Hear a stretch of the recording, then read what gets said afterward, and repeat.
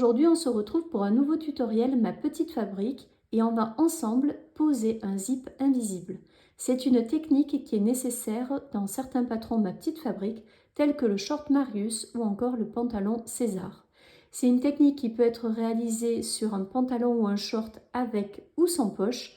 Vous voyez que ici, je vais le réaliser sur un pantalon avec des poches italiennes. Préalablement à la réalisation de ce tutoriel, il vous faudra avoir posé la ceinture sur le bas de votre short ou de votre pantalon. Il vous faudra un zip invisible qui se présente ainsi. Et ce que l'on va faire comme première étape, c'est marquer les 1,25 cm au-dessus du haut de la tirette de votre zip. Je vais le faire me concernant avec une épingle.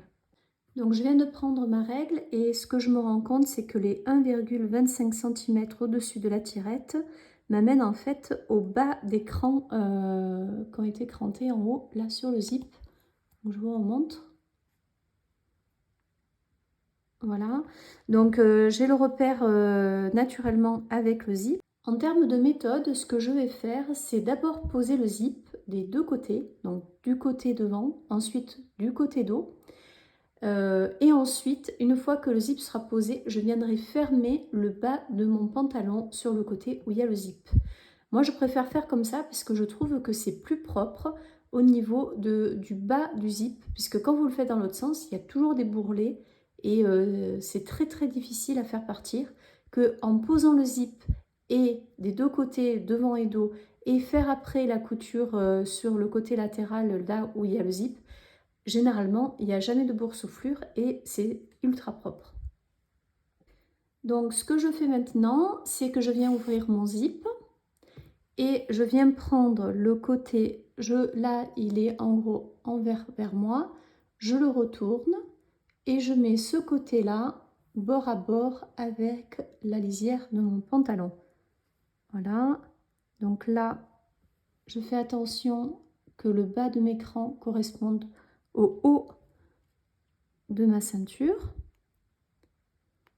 et je viens mettre quelques épingles.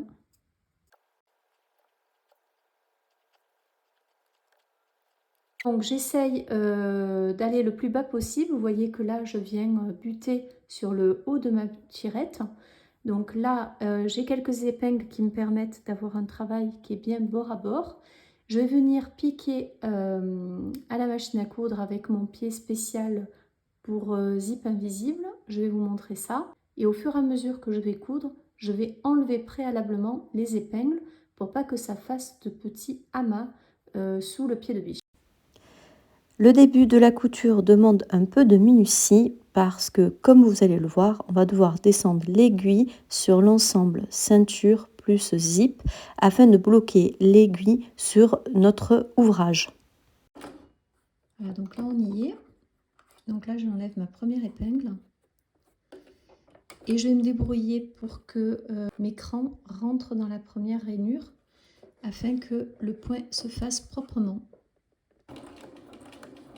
Voilà, là c'est bon, on est bon, donc on continue. Je fais un point arrière et je recontinue en point avant. Vous voyez que j'ai quasiment rien à faire. Ça se fait automatiquement avec ce pied de biche qui est un pied de biche spécial pour zip invisible.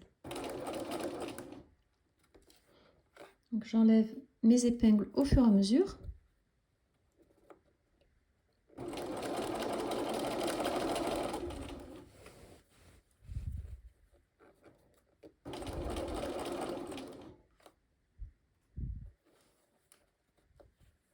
Alors juste je déroule un petit peu avec mes doigts le zip pour que ça rentre bien à plat dans la rainure.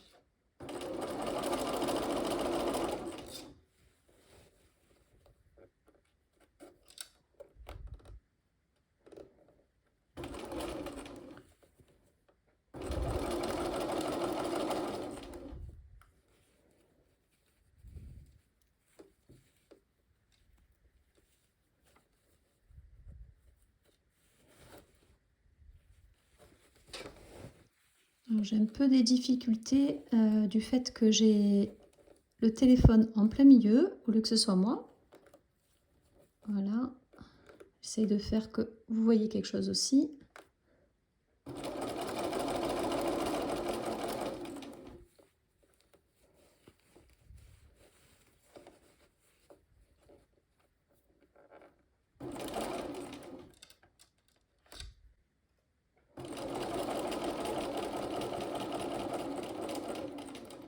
Là, le pied de biche arrive en butée sur la tirette.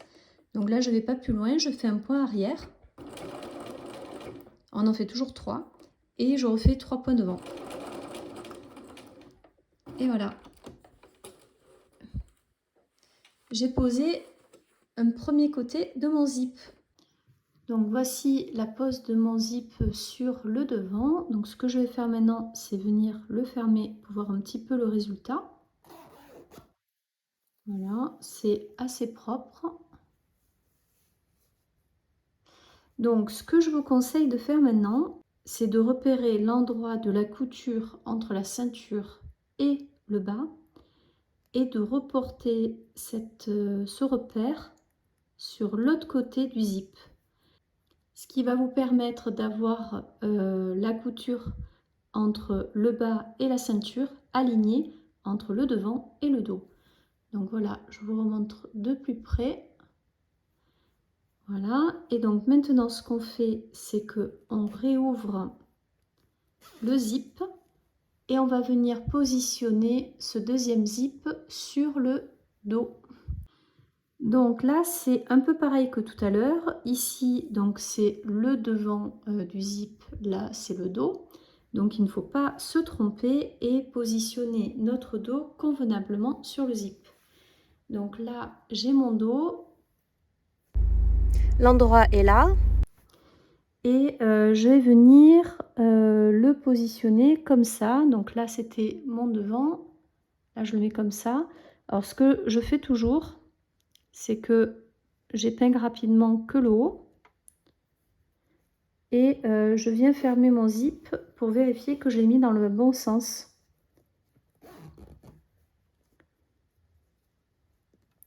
Voilà, ça a un peu du mal à monter. Voilà, et là, on voit que on va être du bon côté pour poser notre zip. Donc là, je redescends. Et je viens positionner comme il faut maintenant mon dos sur le zip. Donc je sais qu'il faut que je le mette comme ça. Donc ce que je vais faire, c'est que je vais venir piquer une épingle à l'endroit de la couture entre le bas et le haut du dos. Et je vais venir le mettre précisément au repère que j'ai fait tout à l'heure pour avoir donc l'alignement de nos coutures entre le devant et le dos. Voilà. Sur le haut du zip, je viens vérifier que le bas de mes crans corresponde bien au haut de ma ceinture. Donc là, on est bon. Donc là, de même, je viens positionner une épingle. Voilà. Alors là, je le fais à l'envers puisque quand je vais coudre dans ce sens-là. Et là, on voit que je ne suis pas très bien. Je suis un peu trop loin. Donc je vais venir le remettre comme il faut. Là, je mets les épingles du côté extérieur. Et là, il faut aussi que je le recale un petit peu.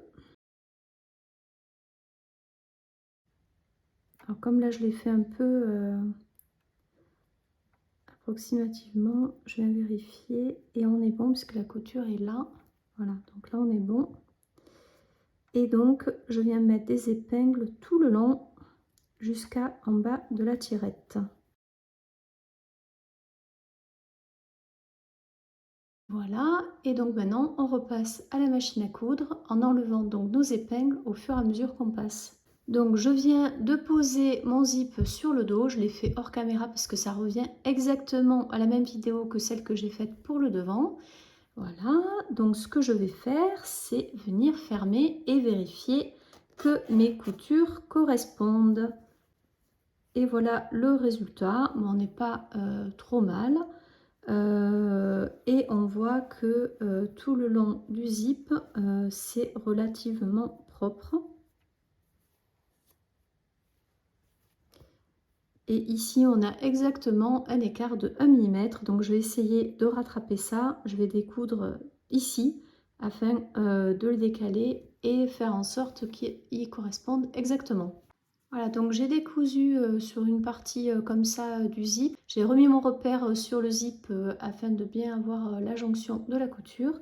Et regardez, on est nickel. Donc franchement, je vous invite à le faire pour avoir vraiment un rendu pour lequel vous allez être vraiment satisfait. Maintenant, je viens mettre endroit contre endroit le bas de mon pantalon. Comme ceci.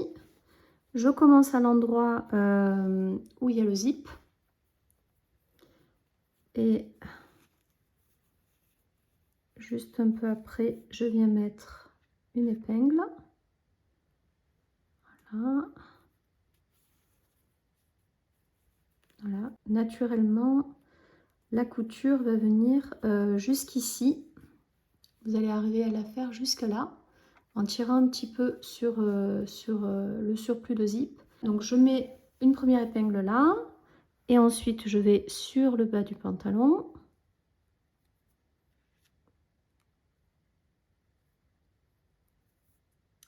Voilà, et ensuite j'en mets une au milieu, en vérifiant qu'on est bien bord sur bord. Voilà, donc là on a le bas, là on a le haut avec le zip, et tout le long je vais venir mettre des épingles. L'ensemble de mes épingles sont mises, donc maintenant je vais venir piquer à 1 cm du bord tout le long. Préalablement, bien évidemment, il faut que je change de pied de biche puisque je vais passer sur un pied de biche classique et pas pour la pose du zip invisible. Ce nouveau tutoriel est maintenant terminé. J'espère qu'il vous aidera à poser des zips invisibles avec facilité. N'hésitez pas à me laisser un commentaire et un petit pouce si ce tutoriel vous a plu. Et me concernant, je vous dis à très vite pour une nouvelle vidéo.